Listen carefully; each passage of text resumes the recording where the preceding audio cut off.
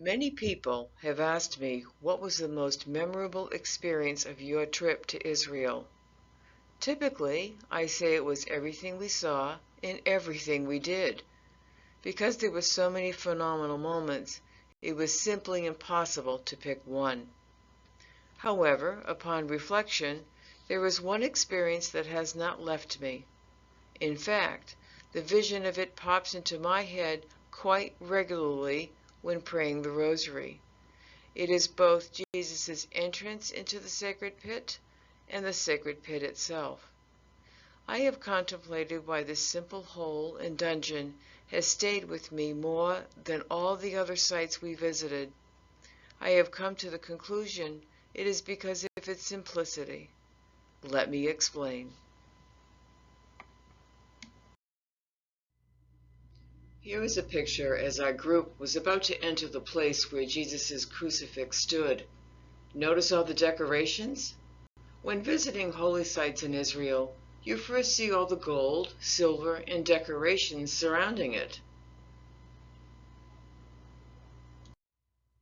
As we rounded the corner closer to where the cross stood, the decorations seemed to intensify. There was an overwhelming presence of beautiful marble, incredible paintings, glorious mosaics on both the walls and the floors. Now here is where the actual crucifix stood. Under the altar, there is a 12-inch hole where you can reach down and touch the rock that supported his cross. To say the very least, this is an emotional moment as you reach into the 18-inch deep hole and touch the chilled rock.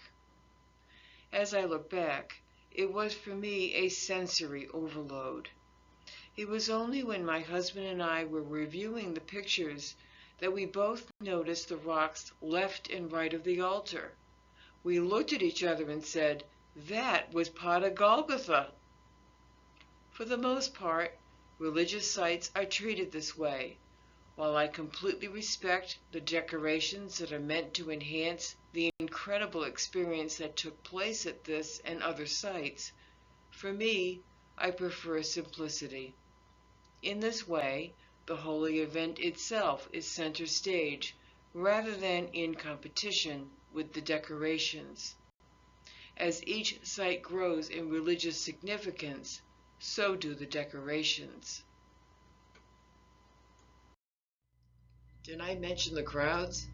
This is the entrance to the cave where the Christ child was born. Here there are hundreds of pilgrims trying to jockey to enter this small opening. Unfortunately, this is unavoidable as throngs of people from around the world want to have their moment to see, touch, and pray. Sadly, the most visited sites allow just a few precious seconds to a moment to venerate and pray. The combination of the visual experience, coupled with the jockeying of the crowds, can be overwhelming. Now, let me share my thoughts and feelings of what I call the sacred hole and the sacred pit. I will be weaving stories of my personal experience as well as prayerful contemplation. I will now take you to the steps Jesus took from Gethsemane to the sacred pit. These are the original steps from Gethsemane to the sacred pit. Let us walk side by side with Jesus as he went through this ordeal.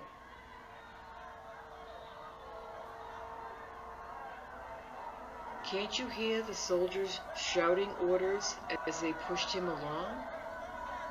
Do they shout because they knew deep down he wasn't a criminal?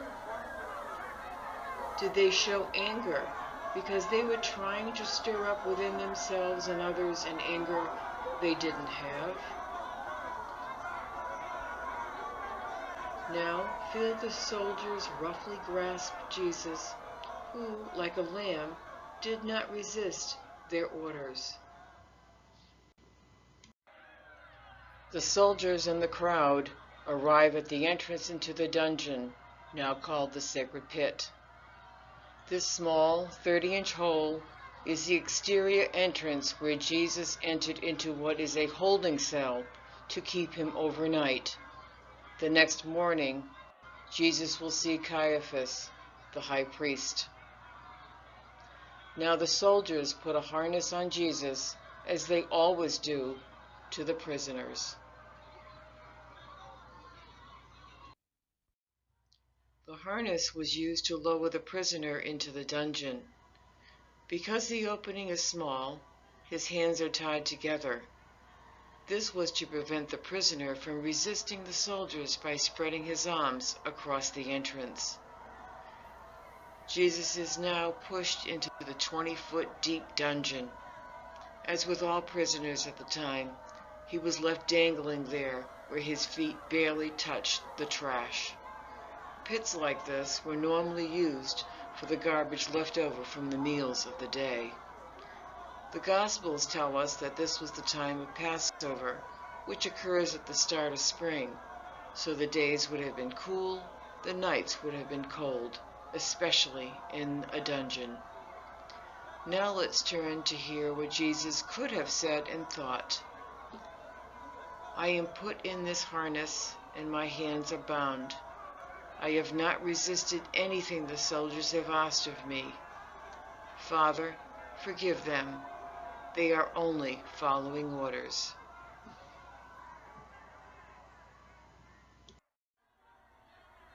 I am lowered into this dungeon. There's only one entrance and exit, the hole in the ceiling. I am dangling. There is no way to escape the pain. My hands are still bound, and I'm starting to feel them prickle as the circulation is cut off. Soon, my hands will be numb. I hear the soldiers and the crowd leave.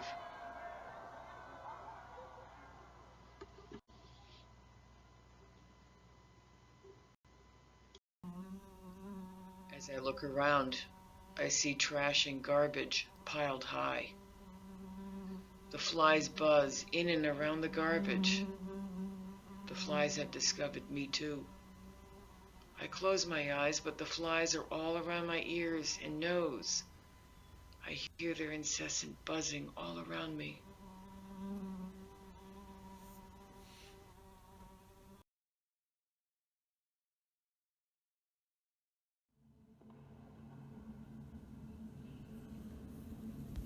Now it is quiet. Even the flies are sleeping. I see the hard, cold stone walls, and I think of the hearts that are hardened. I weep for them. I pray, Father, help them fix their hardened hearts, not for my sake, but theirs. I see the sunlight dim as the sun sets. The shaft of light moves across the trash and the hard, cold walls. Night comes. It is dark and cold. How many times have I heard the elders say, darkness is the worst time. They said it is a time of fear and loneliness. I had admonished them, saying, have you no faith? Does God not say, do not fear, I am with you? I should not have been so harsh. I now have their human perspective of the dark. Forgive me, Father. Where would I be without your love and support?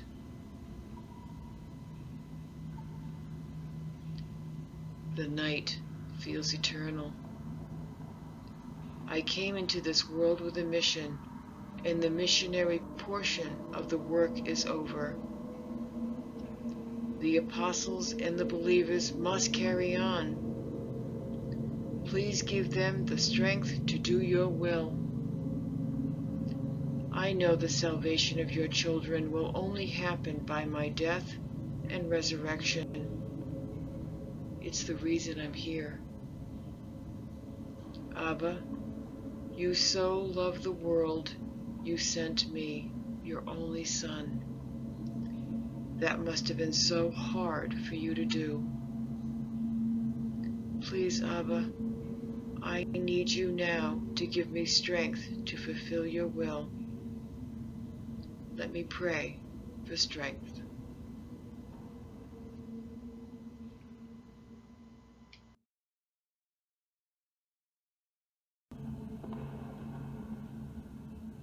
O Lord, God of my salvation, I cry out day and night before you.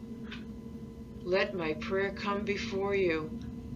Incline your ear to my cry, for my soul is full of troubles, and my life draws near to Sheol. I am counted among those who go down to the pit. I am a man who has no strength, like one set loose among the dead, like the slain that lie in the grave, like those whom you remember no more, for they are cut off from your hand. You have put me in the depths of the pit, in the regions dark and deep. Your wrath lies heavy upon me, and you overwhelm me with all your waves. You have caused my companions to shun me. You have made me a horror to them. I am shut in so that I cannot escape. My eye grows dim through sorrow. Every day I call upon you, O Lord. I spread out my hands to you.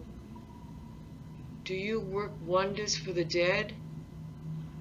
Do the departed rise up to praise you? Is your steadfast love declared in the grave, or your faithfulness in Abaddon?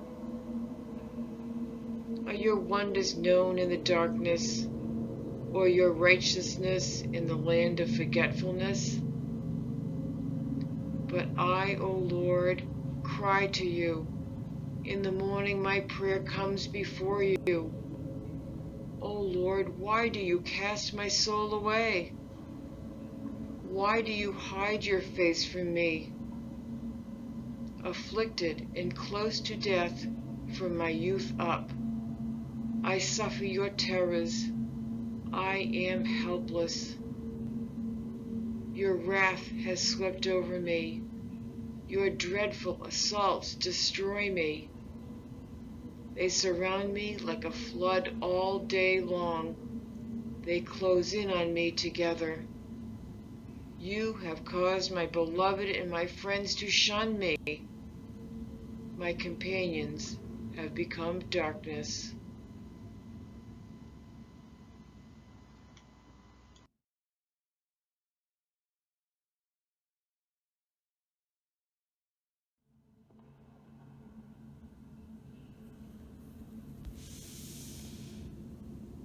Then I hear a small voice.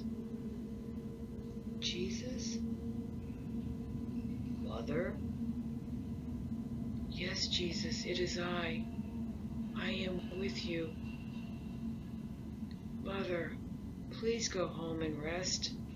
It's not safe for you to be here alone. Go home and let me pray to my Father. I will stay and pray too. This is where I belong. God will keep us safe. And so they did, mother and son, united in prayer.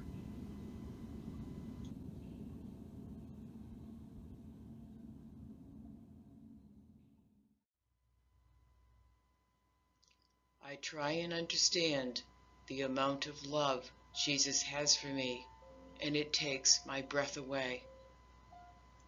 I am filled with incredible humility that God would send his only Son for this difficult task, dying on the cross.